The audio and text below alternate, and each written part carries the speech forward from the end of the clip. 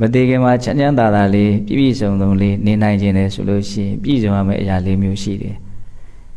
ပြည့်စုံခြင်းကိုပါဠိလိုတမ္ပရာလို့ခေါ်တယ်တမ္ပရာတရား၄ပါးဆိုအဲ့ဒီမှာဟောတာ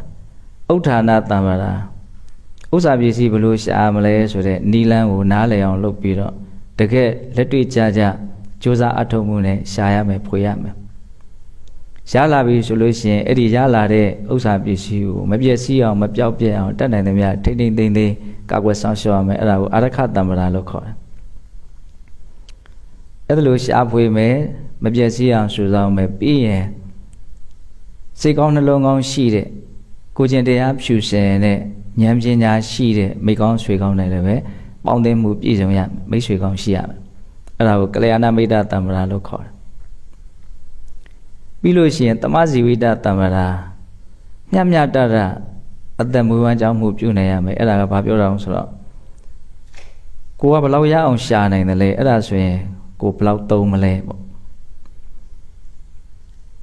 ကိုယ့်ရဲ့အသုံးဟာသူများဘဝတွေနဲ့သူများရဲ့အသုံးတွေနဲ့လိုက်ညှိရမှာမဟုတ်ဘူးကိုဘယ်လောက်ရအောင်ရှာနိုင်တယ်လဲဆိုတဲ့အခြေအနေနဲ့ညှိရမှာ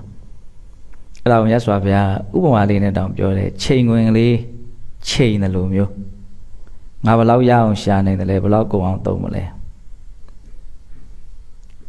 အဲ့ဒီကိစ္စမှာလူတော်တော်များများကမကြွမ်းကျင်ဘူးကိုဘာတွေသုံးမလဲဆိုတာကိုယ့်ရဲ့ဝင်ငွေနဲ့မညှိပါပဲနဲ့သူများသုံးတာတွေလိုက်သုံးကြတာရှိတယ်အဲ့လိုမဖြစ်စေရဘူးကိုဘယ်လောက်ရအောင်ရှာနိုင်မလဲဆိုတာကိုကြည့်ပြီးတော့ကိုဘယ်လောက်ကုန်အောင်သုံးမလဲအများကြီးရအောင်ရှာနိုင်မှလျက်ကဲနဲ့နည်းနည်းလေးသုံးမယ်ဆိုရင်လည်းဘုရားမချီးမွမ်းဘူးဒီလူဟာအကိုးရမရှိဘဲနဲ့သေရတဲ့လူလို့သူများကဲ့ရတာကိုခံရလိမ့်မယ်နည်းနည်းလေးရှာပြီးတော့အများကြီးသုံးခြင်းနဲ့သုံးမယ်ဆိုရင်လည်းဒီလူမြတ်စွာဘုရားမချီးမွမ်းဘူးဒီလူဟာတဖန်စီစားတဲ့လူနဲ့တူတယ်လို့ကဲ့ရခံရလိမ့်မယ်တဲ့ဥပမာဘာပြောတာလဲဆိုတော့တဖန်သီးတို့ဇီးဘူးသီးတို့စားခြင်းလို့အောက်ကနေခဲတို့ဒုတ်တို့နဲ့ပြစ်ချလိုက်တယ်တကယ်စားမှာတစ်လုံးနှလုံးဟိုမှာတစ်ပင်မှာကျွေးကြလာတာတွေကအများကြီးဒါကမြတ်စွာဘုရားပေးတဲ့ဥမာလေးတွေဘုန်းကလူရင်းလေးကိုတူတူလေးတွေကိုပြောတာဒီတရားဟောမှာမဟုတ်ဘူးဟုတ်လားဒါလူတိုင်းသိရနော်ပြစ္ဆုတ်ပံဘဝမှာချမ်းသာခြင်းနဲ့ဆိုလို့ရှိရင်ဥဋ္ဌာဏတမ္ပရာဥစ္စာပစ္စည်းဘလို့ရှာမလဲဆိုတဲ့နီလန်းကိုနားလည်အောင်လုပ်ပြီးတော့တကယ်လက်တွေ့မပြင်းမကြီးရှာဖွေရမယ်ရလာပြီဆိုလို့ရှိရင်အာရခတမ္ပရာမပြောက်ပြက်အောင်ကာကွယ်ဆောင်ရှောက်ရမယ်ပြီးရင်ကိုပေါင်းတဲ့နဲ့ကိုမိတ်ဆွေဟာအည်အသွေးရှိတဲ့စိတ်ကောင်းနှလုံးကောင်းရှိတဲ့ကိုချင်းတရားဖြူစင်တဲ့ပုဂ္ဂိုလ်ဖြစ်ရမယ်ပြီးရင်ကိုယ့်ရဲ့အသက်ရှင်သန်နေဆိုင်တဲ့တွဲမှာကိုယ့်ရဲ့အသုံးဆွဲဟာကိုဘယ်လောက်ရှာနိုင်တယ်လဲဆိုတာကိုကြည့်ပြီးတော့လိုက်လျောညီတွေဖြစ်အောင်သုံးဆွဲနိုင်ရမယ်အဲ့ဒါဆိုရင်သေချာပေါက်ဒီလူဟာချမ်းသာမယ်မြတ်စွာဘုရားပြောတဲ့စကားဘယ်တော့မှမလွဲဘူးဒါပေမဲ့လို့တဲ့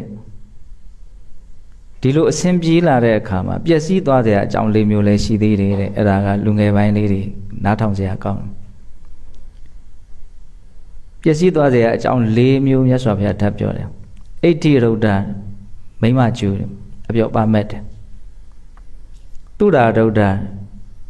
အယက်သေးသာမိဝဲမူရစီဝါကြိုက်တယ်အခဒုဒ္ဓကဏန်းကျူတယ်လောင်ကစားကျူတာပြောတာအပြောပါမက်မယ်အယက်သေးသာမူရစီဝါမက်မယ်